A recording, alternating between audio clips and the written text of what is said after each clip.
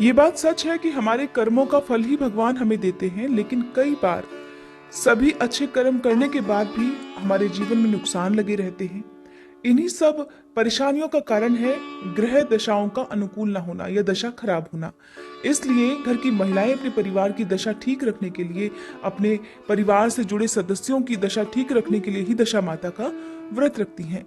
माना जाता है कि जब मनुष्य की दशा ठीक होती है तो सारे कार्य फिर उनके अनुकूल होने लगते हैं, और जब दशा खराब हो तो अचानक ही बहुत सारी परेशानियां आ जाती हैं। आइए जानते हैं दशा माता के पूजन विधि के बारे में। दशा माता की पूजन विधि में सबसे महत्वपूर्ण होता है डोरा, जो कि व्रत करने वाली महिलाओं को अपने गले में धारण करना चाहिए। वैसे तो हर साल ही इस डोरे को गले में पहना जाता है। पूरे साल भर गले में इस डोरे को धारण करने के बाद जब अगला दशा माता का व्रत आता है तभी इस डोरे को खोला जाता है और उसका विसर्जन किया जाता है। लेकिन कोई महिला अगर ऐसा ना कर पाए, किसी कारणवश उन्हें डोरा उतारना पड़े पहले ही, तब क्या करना चाहिए? डोरा खोलने की जो विधि है वो भी आज के इस वीडियो में मैं आपको बताऊंगी। सबसे पहले आपको बता दूं कि 27 मार्च रविवार के दिन दशा माता का व्रत रखा जाएगा। चैत्र मास के कृष्ण पक्ष की दशमी तिथि को हर साल ये व्रत रखा जाता है। इस व्रत के पीछे एक मान्यता ये भी है कि जीवन में जो भी महिला इस व्रत को एक बार प्रारंभ कर देती है उसे जीवन भर इस व्रत को धारण करना चाहिए। जब तक कोई बड़ी गंभीर समस्या आपके जीवन में ना हो, जब तक शरीर साथ दे, तब तक इस व्रत को नियम पूर्वक करना चाहिए। इस व्रत को करने के लिए दशा माता का व्रत करने का संकल्प लिया जाता है। फिर स्नान आदि से निवृत्त होकर साफ स्वच्छ वस्त्र धारण किए जाते हैं। दशा माता की पूजा का संबंध डोरे के साथ साथ पीपल के वृक्ष से भी है।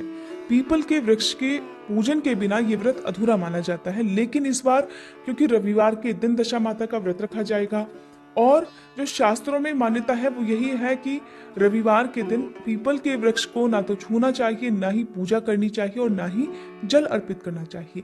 ऐसे में व्रत करने वाली महिलाएं हो सकता है असमंजस में हो कि रविवार के दिन हम पीपल के वृक्ष की पूजा करें या ना करें। तो आज की इस वीडियो में ये भी मैं आपको बताऊंगी।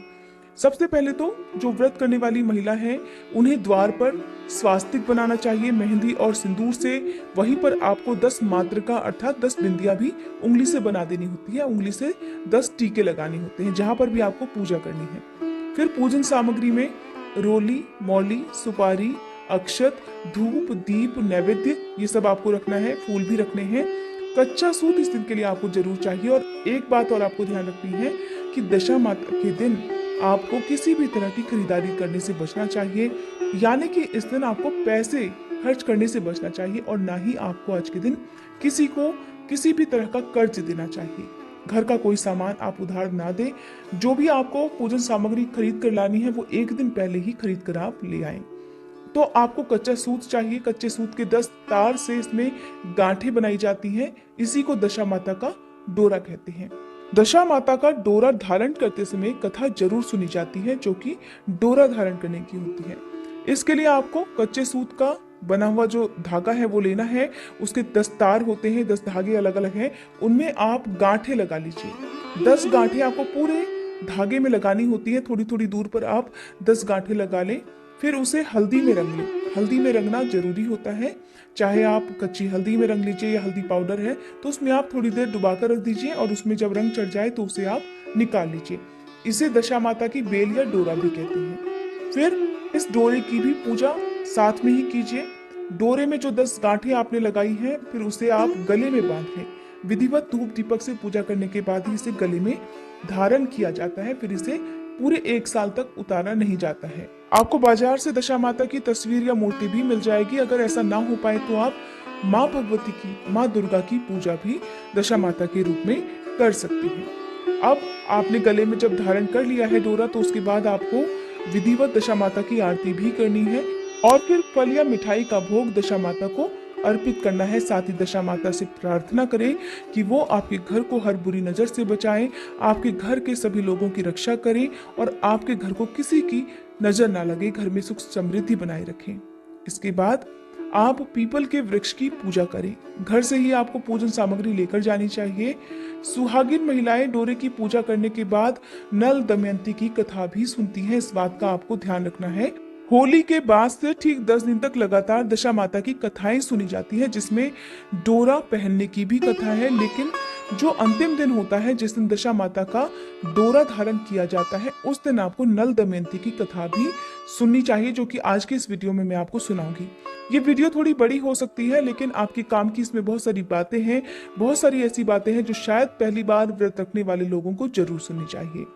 तो इसके बाद आप क्या करेंगे कि पीपल के वृक्ष की पूजा करने से पहले पीपल के वृक्ष में आप मीठा जल अर्पित करें, धूप दीप जलाएं, दशा माता का ध्यान करें, पीपल के वृक्ष में वास करने वाले सभी देवताओं का ध्यान करें, त्रिदेवों का ध्यान करें, हाथ जोड़कर क्षमा याचना करें और फिर पीपल के वृक्ष की 7 बार परिक्रमा करते हुए कच्चा सूत भी पीपल के वृक्ष के चारों ओर बांधे, जैसा कि अक्सर वट सावित्री व्रत के समय भी किया जाता है। ओम पितृ देवताय नमः इस मंत्र का जाप करते हुए भी आप परिक्रमा कर सकते हैं। फिर आप वापस घर आए। घर आने के बाद हल्दी और कुमकुम के छापे अपने घर के मुख्य द्वार पर लगाएं और इस दिन जो महिलाएं हैं जो व्रत धारण करती हैं, उन्हें एक ही बार अन्न ग्रहण करना चाहिए। इस व्रत में नमक का सेवन बिल्कुल नहीं किया जाता है, तो आप मीठा भोजन कर सकते हैं।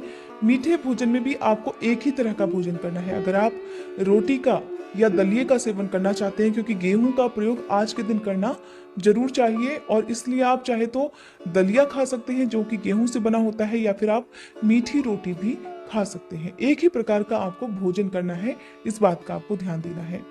दशा माता की जो पूजा विधि मैंने अभी आपको बताई है, ये सुबह के समय है, जिस समय आपको अपने गले में दशा माता का डोरा भी धारण करना होता है। पूजा करने के बाद अपने घर के सभी बुजुर्गों के पैर छूकर, बड़ों के पैर छूकर उनका आशीर्वाद प्राप्त करें और फिर अपने घर पर यदि कोई भी जरूरतमंद आता है तो उसे कुछ न कुछ दान दें। आज के दिन दान जरूर देना चाहिए, लेकिन किसी को उधार नहीं देना चाहिए और खरीदारी करने से भी बचना चाहिए। लेकिन आज के दिन आप कुछ भी नहीं खरीदें, बस एक झाड़ू। अगर आपको जरूरत है, आप नई झाड़ू खरीदना चाहते हैं, दिवाली पर आप नहीं खरीद पाए हैं, तो आप आज के दिन नई झाड़ू खरीद कर घर पर लाएं और विधिवत झाड़ू की पूजा करें, जैसे कि धनतेरस के दिन या दिवाली के दिन करते हैं, उसी तरह से पूजा करें। कच्चा सूत 3 या 5 बार उस पर लपेटें और फिर उसके बाद आप प्रयोग कर सकते हैं। अब बात आती है कि जिन महिलाओं ने पूरे साल भर अपने गले में डोरा धारण नहीं करना है, वो डोरा कब खोलें। तो सबसे पहले तो मैं आपको बता दूं, अगर ऐसा कारण है, ऐसी परिस्थिति है, तो आने वाले जो वैशाख मास है उसमें शुक्ल पक्ष के किसी भी शुभ दिन आप अपने गले का ये डोरा खोल सकते हैं और उस दिन भी आपको विधिवत पूजा करनी है। डोरे की उतारने के बाद पूजा करनी है। फिर उसका विसर्जन किस तरह से करना है, आपको आसपास जो भी पीपल का वृक्ष हो वहां पर जाकर पीपल के वृक्ष की पूजा करके वहीं पर जड़ में थोड़ी सी मिट्टी खोदकर उसी में वो डोरा आपको दबाकर रख देना है। घर वापस नहीं लाना है। कथा जरूर सुननी है। उस दिन आपको माता को भोग लगाना है, दशा माता का ध्यान भी करना है, अपने बुजुर्गों के पैर भी छूने हैं। माता से क्षमा याचना करते हुए आप अपना डोरा खोलकर वहां पर दबा सकते हैं। दशा माता के डोरे का न तो अपमान करना चाहिए, न किसी की निंदा करनी चाहिए। किसी ने अगर गले में डोरा पहना है तो उसके बार बार उसके बारे में पूछना नहीं चाहिए, टोकना नहीं चाहिए। ऐसा करने से आपके घर की दशा भी खराब हो सकती है। दशा माता का डोरा कभी भी इधर उधर नहीं फेंकना है। आप उसको सम्मान सहित अपने गले से उतारें और किसी भी पीपल के पेड़ की जड़ में मिट्टी खोदकर वहां पर दबा दें। इधर उधर फेंकने से भी आप पर दशा माता का कोप हो सकता है, दशा माता आपसे नाराज हो सकती हैं। अगर आप वैशाख मास के शुक्ल पक्ष के दिनों का इंतजार भी नहीं कर सकते, तो आप दशा माता के व्रत के दिन सुबह से शाम तक इस डोरे को अपने गले में धारण करके रखें और शाम की पूजा करने के बाद विधिवत जिस तरह से मैंने आपको बताया है उसी तरह से अपने गले से इस डोरे को निकालकर पीपल के पेड़ की जड़ में दबाकर रख दीजिए और हाथ जोड़कर माँ से क्षमा याचना जरूर कर ले कि माँ, किसी मजबूरी के कारण मैं पूरे साल या वैशाख मास के शुक्ल पक्ष के दिनों तक भी इस डोरे को गले में धारण नहीं कर सकती हूँ, इसलिए मुझे आप क्षमा कीजिएगा और मेरे परिवार की रक्षा कीजिएगा। इस तरह से प्रार्थना करके भी आप अपने गले का डोरा खोल सकते हैं। ये तो हुई पूजन विधि की बात। आइए अब सुन लेते हैं नल दमयंती की कथा, जो कि आपको आज के दिन जरूर सुननी चाहिए। दशा माता की कथा प्रारंभ करने से पहले आप सभी से अनुरोध है, कमेंट बॉक्स में दशा माता की जय जरूर लिखिएगा। पौराणिक कथाओं के अनुसार एक समय राजा नल और रानी दमयंती सुखपूर्वक राज्य करती थी। उनके 2 पुत्र थे। एक दिन की बात है, एक ब्राह्मणी राजमहल में आई और रानी से कहने लगी कि दशा माता का डोरा ले लो। तब दासी बोली, हाँ महारानी जी, आज के दिन सभी सुहागिन महिलाएं दशा माता की पूजा और व्रत करती हैं और इस डोरे को गले में बांधती हैं, जिससे घर में सुख समृद्धि आती है। तब रानी ने वह डोरा ले लिया और विधि अनुसार पूजा करके अपने गले में बांध लिया। कुछ दिनों बाद जब राजा नल ने दमयंती के गले में डोरा बंधा हुआ देखा तो पूछने लगे, रानी जी, इतने सारे आभूषण होने के बाद भी तुमने अपने गले में ये डोरा क्यों बांध रखा है? और ऐसा कहते हुए राजा नल ने डोरा गले से खींचकर निकाल कर फेंक दिया। रानी ने डोरा उठाते हुए कहा कि ये तो दशा माता का डोरा है, आपने उसका अपमान करके अच्छा नहीं किया। उसी रात में राजा के स्वप्न में दशा माता एक बुढ़िया के रूप में आई और राजा से कहने लगी कि तेरी अच्छी दशा जा रही है और बुरी दशा आ रही है, क्योंकि तूने मेरा अपमान किया है। जैसे जैसे दिन बीतते गए, धीरे धीरे राजा के ठाट बाट, धन धान्य, सुख समृद्धि नष्ट होने लगी और दशा इतनी बुरी हो गई कि राजा को अपना राज्य छोड़कर दूसरे राज्य में भेष बदलकर काम मांगने जाना पड़ा। रास्ते में राजा को एक भील राजा का महल दिखाई दिया। वहां राजा ने अपने दोनों बच्चों को अमानत के तौर पर सुरक्षित छोड़ दिया और राजा रानी आगे बढ़ गए। राजा के मित्र का गांव आया तो मित्र के वहां वे गए। खूब आदर सत्कार किया गया। मित्र ने अपने शयन कक्ष में दोनों को सुलाया। उसी कमरे में मोर की आकृति की खूंटी पर मित्र की पत्नी का हीरो जड़ा कीमती हार टंगा था।